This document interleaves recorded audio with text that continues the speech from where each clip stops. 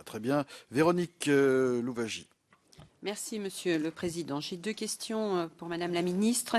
La première porte sur les droits de mutation, puisque l'article 58 du PLF prévoit de donner au département une faculté temporaire de relever le taux des droits de mutation à titre onéreux. Les conseils généraux pourront ainsi augmenter le plafond des taux de 3,80% à 4,50% pour les mutations intervenues entre le 1er mars 2014 et le 29 février 2016.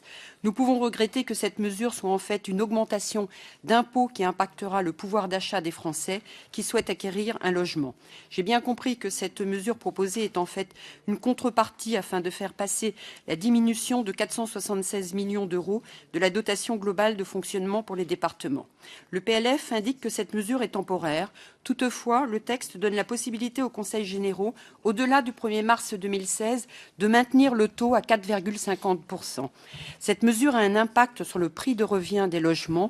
Qu'en est-il réellement, Madame la Ministre? Cette mesure est-elle temporaire ou définitive?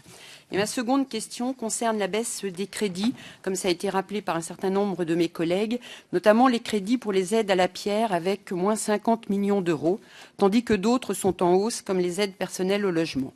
Alors que la loi Allure semble dissuasive pour les propriétaires privés, il convient de regretter que le gouvernement ne fasse pas plus pour l'accession à la propriété au travers le PLF.